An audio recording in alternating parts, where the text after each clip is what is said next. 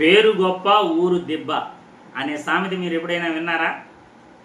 వినడానికి చాలా గొప్పగా ఉంటుంది, చెప్పుకోవడానికి కూడా చాలా గొప్పగా ఉంటుంది. కానీ అక్కడ ఏం విషయం ఉండదు, అంతా డొల్లే. చెప్పేదేమో వీరాలు పలుకుతారు, కానీ అక్కడ చేసేదేమో నథింగ్ అన్నమాట. పేరేమో గొప్పగా ఉంటుంది, కానీ ఆడ ఏ పసా ఉండదు. అందుకే పేరు గొప్ప ఊరు దిబ్బ. చెప్పుకునేదేమో బీరాలు పలుకుతారు, ఆడ పనితనంలోకి వస్తే ఏమీ విషయం ఉండదు అనడానికి ఒక ఉదాహరణ మీ అందరికీ కూడా చూపిస్తాను.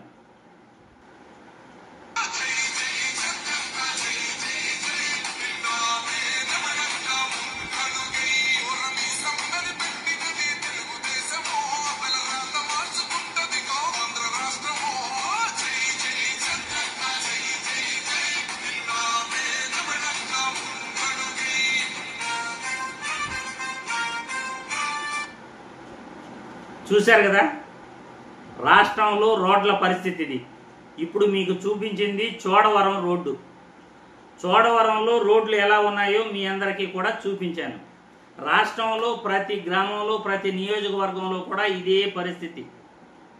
చెప్పుకోవడానికి బీరాలు పలుకుతుంటారు, మా ప్రభుత్వం కన్నా మించిన ప్రభుత్వం లేదు, నా పరిపాలన కన్నా మించిన పరిపాలన ఏదీ లేదు, నేనే మొత్తం అంతా చేసేసాను, నాకు మించిన పోటుగాడు ఎవరూ లేరు అని గొప్పలు చెప్పుకుంటారు.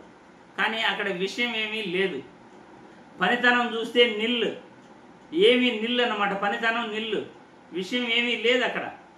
రాష్ట్రంలో రోడ్లు ఒక్కటి కూడా వేసిన పాపాన పోలేదు.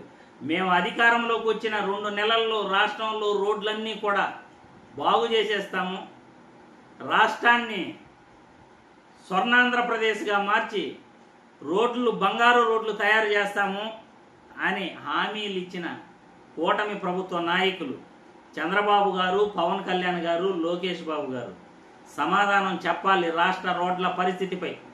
రాష్ట్రంలో రోడ్లు ఎలా ఉన్నాయి, ప్రతి గ్రామానికి కూడా వెళ్ళాలంటే ఈరోజు పరిస్థితి ఎలా ఉంది? వానొచ్చినా చీకట పడినా ఆ రోడ్లలో అసలు పోవాల్సిన అవసరమే లేదు. ఖచ్చితంగా యాక్సిడెంట్లు అయిపోతాయి, లేకపోతే ఎక్కడో ఒక తావున పడిపోతాం. రాష్ట్రంలో అంత అధ్వానమైన రోడ్లు ఉన్నాయి. ఇప్పుడు రోడ్ల గురించి నియోజకవర్గ ఎమ్మెల్యేలు అసలు పట్టించుకునే నాదుడే లేదు.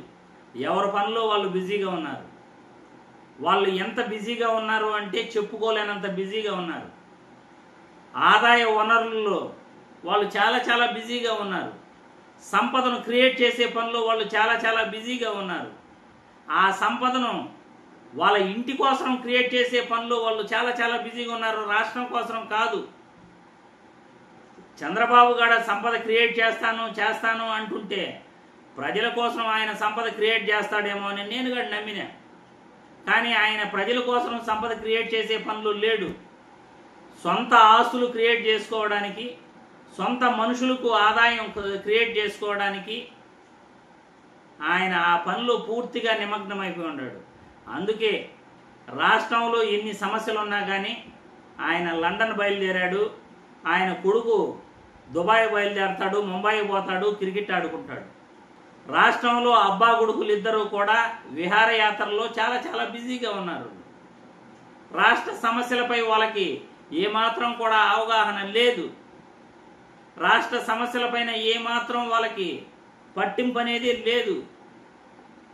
రాష్ట్రంలో సమస్యలు ఎలా ఉన్నా కానీ మా పని మాది, మేము సంపద క్రియేట్ చేసే పనిలోనే మేము బిజీగా ఉంటాము అని వాళ్ళు రాష్ట్రాన్ని గాలి కొదిలేశారు, రాష్ట్ర ప్రజల్ని గాలి కొదిలేశారు, శాంతి భద్రతల్ని గాలి కొదిలేశారు, రోడ్లను కూడా గాలి కొదిలేశారు.